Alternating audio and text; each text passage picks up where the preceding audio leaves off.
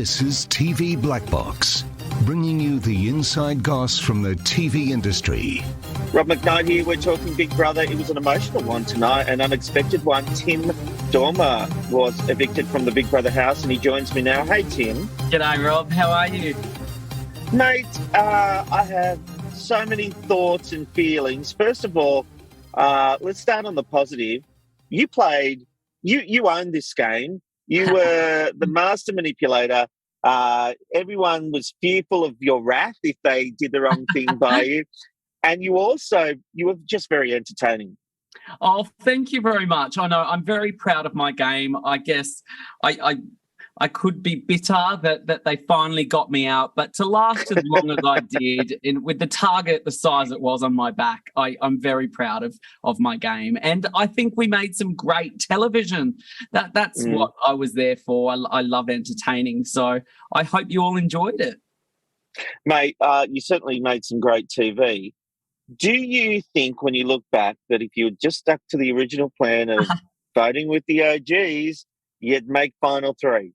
No, absolutely not. You don't believe that? I think you're totally wrong. As if, because I'll tell you why, the OGs, whether they'll admit it or not, were also very threatened by me. And my strategy was to work with them. And then I knew at a certain point in the game, and it happened about halfway through, that they'd start questioning me and wondering whether my game was quite strong and I was using them. And people like Estelle and Dave started rumbling. Me and Reggie would have done and worked together till the end, but Dave and Estelle, yeah, they had their suspicions and didn't want to further my game.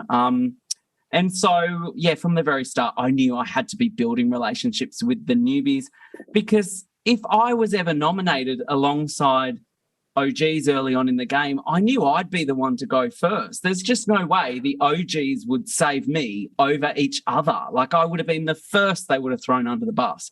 So, I mean, when the first time I was nominated next to two OGs, Reggie and Estelle, I only survived that because I had made deals and relationships and alliances with the newbies. So, it was an illusion that the OGs could have worked together till the end. I mean, by nature of the game, a player gets evicted every few days. The strategy of strength in numbers, it's not sustainable. It was an illusion. And there's always a point where that comes down. I agree with you on that. The one thing I would challenge you on is Estelle seemed very distraught at the idea that you didn't understand that she was backing you to the hilt and would have voted with you all the way. And even when I spoke to her yesterday... That's a lie, because she would have definitely kept Reggie or Dave over me any day. I'm not talking top three, mate. I'm talking about getting all the OGs into top 10 and possibly top 5. So if I was ever nominated alongside Reggie and Dave, Estelle wouldn't be saving me. I think that's fair. Yeah. So, and I avoided that from happening. And when I did jump ship, who was nominated? Estelle, Dave, and Reggie. I was only not in that mix because of the hard work that I'd built relationships beyond the OGs, and they hadn't. So I probably would have been out instead of Dave that week. It's interesting. Estelle and you have seemed to have had a bit of a falling out. She said to me yesterday on the podcast that you had reached out and she hadn't returned that call yet. It's been 24 hours. Has she returned that call yet? No. I mean, it's a very busy time for both of us. I just wanted to let her know that I'd love to chat and reconcile before finale. I think we've both hurt each other in the game and outside the game. I wanted to own my part in it, and I think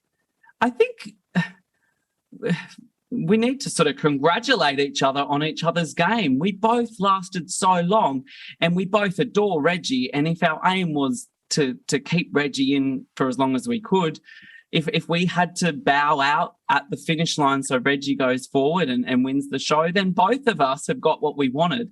I don't think we need to kind of keep feuding with each other about whether head versus heart. We both just play very different strategies, and I hope we can chat. I have my podcast out where I sort of really get raw and real about my relationship with Estelle and how I take responsibility for maybe hurting her and what went wrong playing this game with such a close friend. I don't want this game to have cost my friendship with Estelle. So I hope in the next week before finale we can sort of chat it out together and be really proud of our games. This is the new podcast you're launching tonight. It's called The Big Mouth, isn't it? Yes, yeah, The Big Mouth with Tim Dormer. So my life after reality TV, I mean, I've got a big mouth and it often gets me into trouble. People love it because I know the feeling, Tim. I know the feeling. You can't kind of have it both ways. With the truth comes a bit of truth bombs and painful truths. And I think, the podcast platform is going to be great for me to be able to keep sharing myself with the audience and maybe share a bit of a different side of Tim than people are used to. Everyone knows Tim, the game player, the strategic mastermind, but I get pretty raw about some of my vulnerabilities and some of the toughest lessons I've been through in life. And I think people are going to really enjoy hearing a different side of Tim. I can't wait to have a listen. I don't mean to harp on Estelle, but the reason I come back to it is because for me, the relationship and the breakdown of your relationship during this season, and especially since the episodes have been going to air and what's played out on social media, has been a very big deal. You were good friends. You went in there as, and the assumption was you'd be a team. We've seen what's played out. People have their own ideas on who was right, who was wrong, and all that kind of stuff. She is obviously very hurt. Do you understand where that comes from? If you remove yourself from Tim Dormer and the reasons why you've made all the decisions you've made, do you understand her hurt? Yeah, absolutely. And I hope she understands my hurt as well. I think we show hurt very differently. Tim likes to hide it. I don't show my vulnerabilities very loudly, whereas Estelle wears her heart on her sleeve and is quite an emotional player. And I feel as though, I made an insensitive joke on Twitter.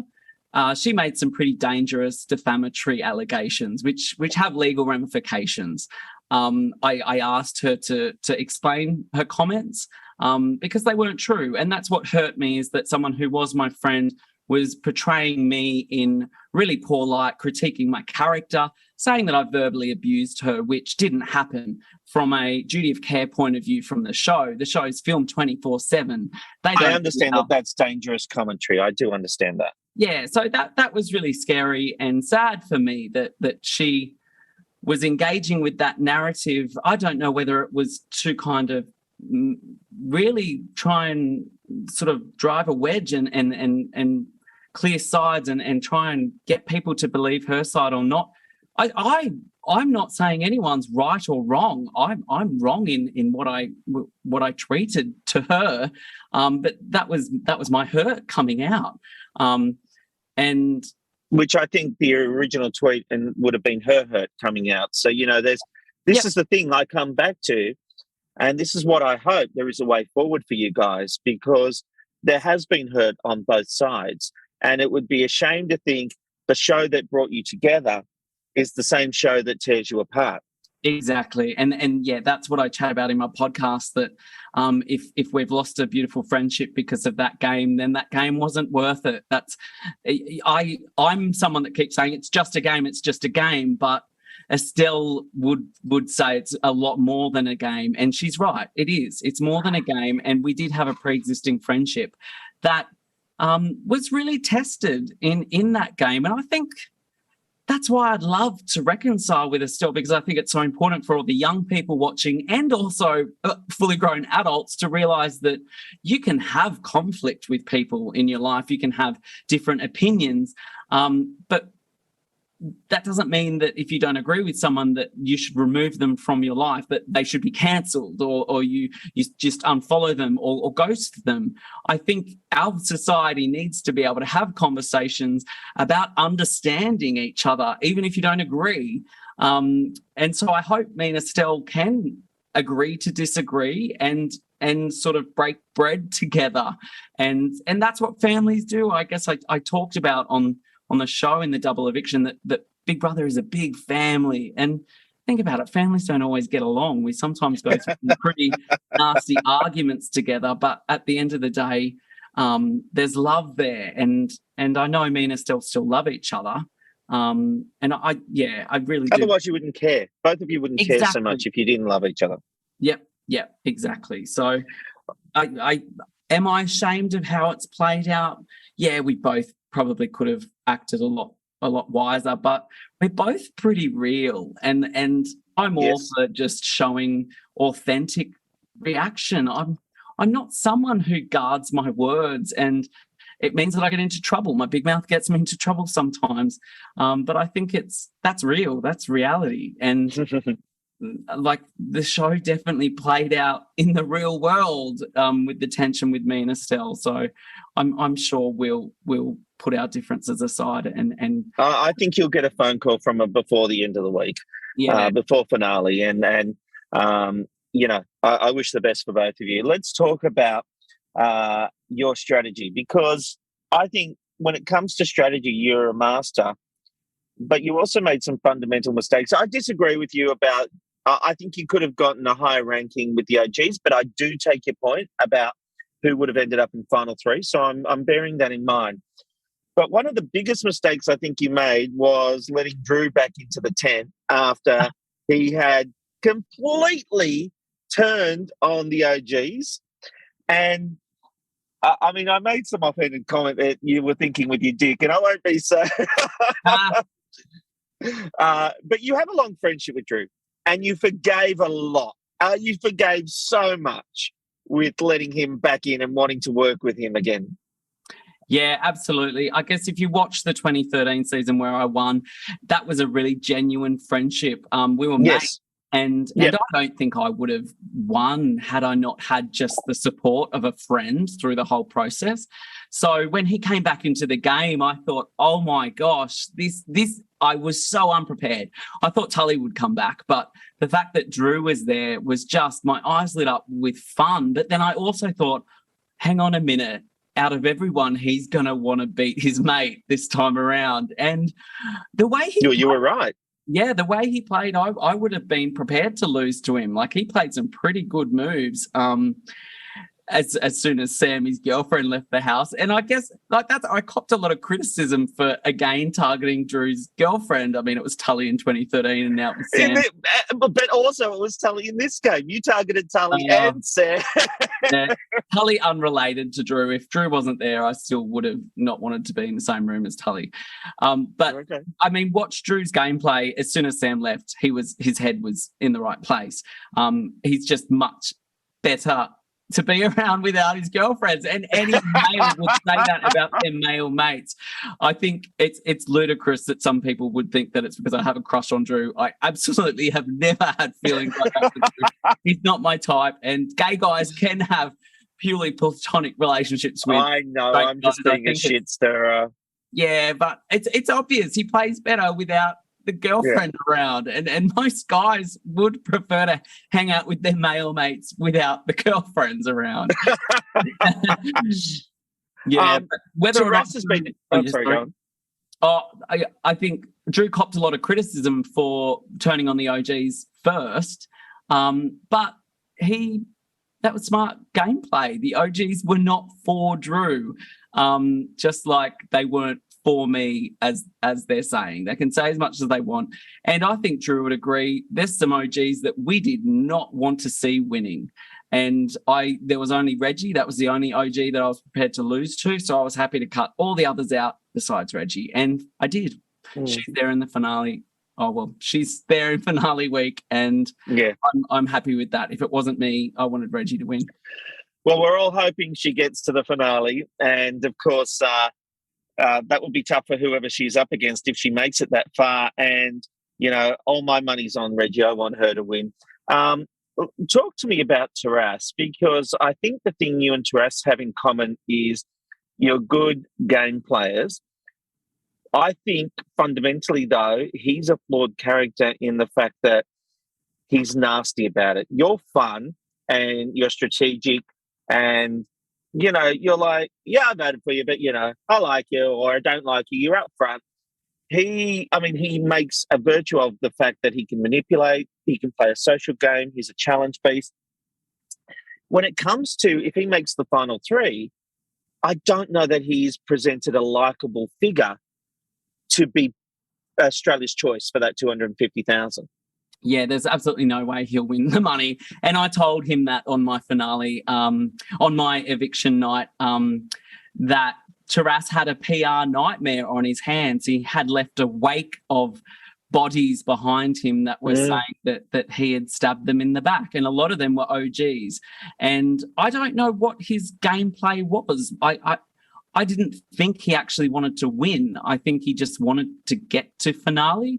And I said to him on a personal level, like, oh, you are going to actually be hated because of the decisions you've made and the choices how you played this game.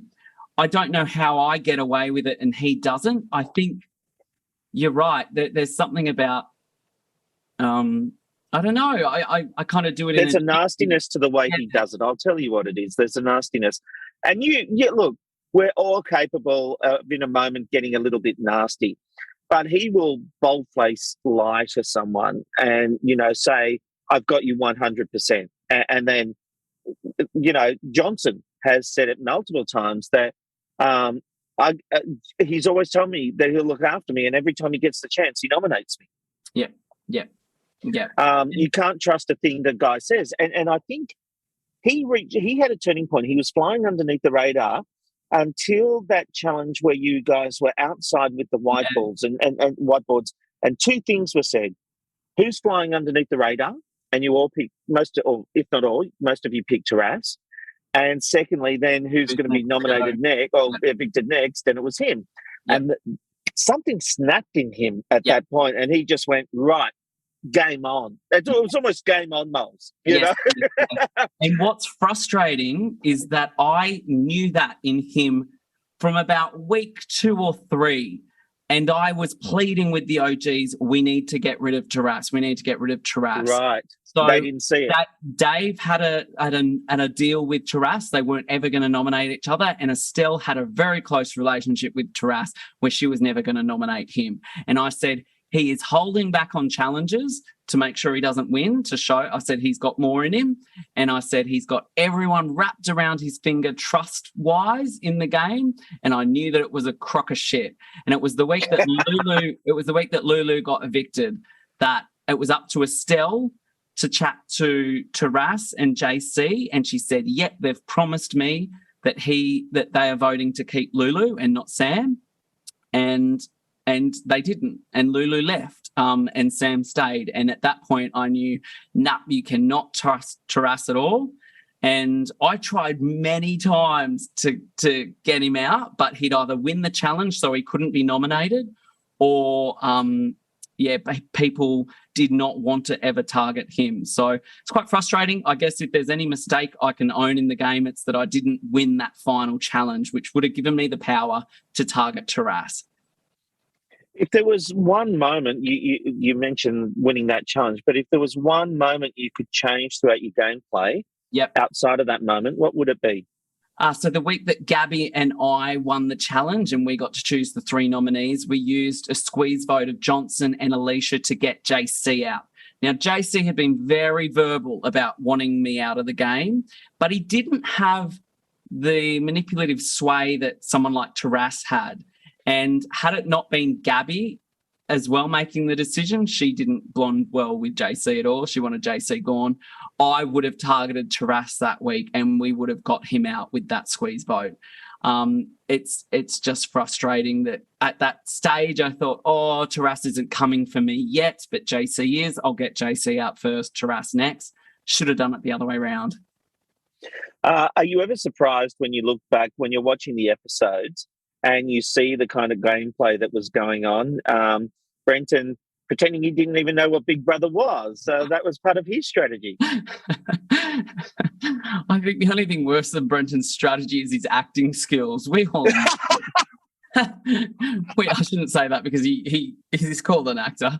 But Yeah, no, I knew Brenton was just really paddling fast. I mean, all he had to do was kiss Johnson's butt, and that got him through to where he did in the game, and mine, I guess. But yeah, it's been interesting to watch it all back, I guess. It's different, isn't it? Because you're in this position now, and I've talked about it with a few people, where usually it's happening while you're living it. Yeah. And this time you've lived it, you've done it. 6 months later, you're watching it at the same time as the viewers, but you're experiencing it as a viewer. Yeah, totally.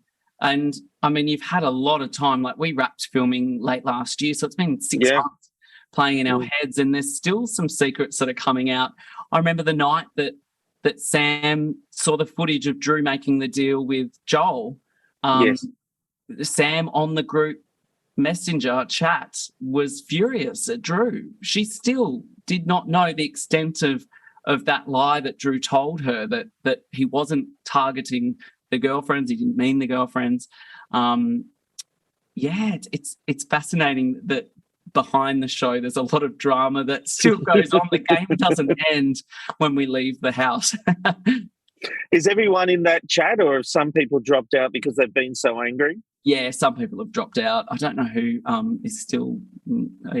I don't. People come and go. I turn the notifications off. It's mostly just Reggie sharing dumb memes. Oh, so it's Reggie on Facebook and Twitter. Yeah, exactly. Yeah. We all love Reggie for sure. It's something I've wanted to ask you. You've done the old traditional format here in Australia. You've played overseas, and you played in this new Channel 7 format, which is a first for Big Brother. It hasn't been done in this format anywhere else, where it's Survivor in a warehouse, as we called it at TV Black Box. What are your opinions about the new format? Well, it's interesting, I guess, because I guess I played the old format like a game, and I was maybe one of the first strategic players to get my way to the end. But you just weren't allowed to verbalise it in the old game. Yeah, you weren't allowed to make alliances and sort of manipulate nominations, but I still was able to do that in my own way. I think, it's a really polished show. What it is now, it's very quick and it's all about the gameplay. But I think bringing back such well-loved characters exposed a bit of some flaws in the new format, is that we're just not getting to know the game players as human beings. And that's what Big Brother in its essence used to be, that experiment of putting human beings in a house from all different walks of life and watching them just live together and what happened. There's not enough time in the current format to sort of let us fall in love with people and get to know them. And it sort of forces unnatural behaviour playing a game. So whether you can call it reality TV still, I don't know. But I think what I did in Canada is this format, but it's more live, that the show is still turned around in a 24-hour period. Yeah. And I think the audience in Australia craves that live element, being able to tune in and watch live feeds. Like that was when Big Brother was in the heyday. I used to love that. I used to watch those live feeds back in the Channel 10 days, and I if I was up late at night, I'd just have the live feed going. And, the housemates sleeping or whatever they were doing. There was something about that connection, that it was playing out in real time. And for us as contestants in the house this time around, there was something hollow about it, that we knew no one was watching us while we were doing it. It was kind of sad that when you left the house, you went back to your world and nobody was there. They hadn't seen you. They hadn't gone along the journey. No reaction. And I think that's what's missing, I think, in the new version. And I hope one day Big Brother in Australia will return to some kind of live element, so fans feel like they have that greater connection with the housemates, and we'll get behind them more. Yeah, that's been sort of a bit sad for me, is that some of the newbies that we lived with, we formed the human connection with them. The audience is only seeing them from a real game point of view, and they're copping a lot of criticism. People like Alicia, who is lovely and is an amazing game player, is only really being presented in her game character. Well, I don't really know anything about it, you know, and the thing is, we have a connection with the OGs because we lived their experiences, and that's why we're rooting for them. You know, we don't know these new players. Maybe on a surface level we do, but not like we know you guys. Yeah, not enough to back them to win. And I think that's where that love for the OGs comes from, is that it's a pre-existing relationship that when people like Drew or I even consider not working with them, it's like, oh, sacrilege. Like, how dare you? Yeah. So I think when you say that, though, say that, I have to ask you this, because there were a lot of times you really got to decide who was going, right? And as I was watching the series progress, I sometimes thought, this one isn't strategy. He's bored. Yeah. And he's just wanting to cause mischief. Yes. Oh, absolutely. I think at the end of the day, that's one of my strengths is a bit of randomness, that to be unpredictable. But that became predictable, I guess. And I maybe that's to my game detriment, that sometimes I do just make silly, dumb decisions because I'm bored. But hey, that's what the element of Tim is, that random, always keeping people on their toes, whether they're playing the game with me or watching me on the show. You're never going to know what I'm going to do. And that's right. That's fun. I love it. And we love you, Tim. And I really want you and Estelle to be friends and be good, because I'll be at the finale and I'll be wanting you guys to be all peas and mum beans, because there's something very special about the people in Big Brother, and you've brought a lot of joy, a lot of heartache, but a lot of bloody good TV. I'll give you that. Oh, thank you. Yeah, I mean, I just want to say thank you to everyone that was watching. I was really nervous to come back. I'd had a few really tough years in my life where I didn't feel very confident to put myself back out there. And when I stepped back into that house, I just fell in love with the game again. And this like Tim that from Big Brother that I'd sort of walked away from years ago. I love being that guy and putting on a show for everyone watching, because I am such a big Brother fan myself. And I hope it's not the last that you'll see of me on TV, whether it's association with Big Brother down the track or other TV shows. I definitely would love to keep being the idiot that I am on TV. Well, we hope to see you too, mate. Thank you so much for joining us on TV Black Box, and I look forward to trying out the new podcast, The Big Mouth with Tim Dormer. Excellent. Thanks very much, Rob. It's been a great chat.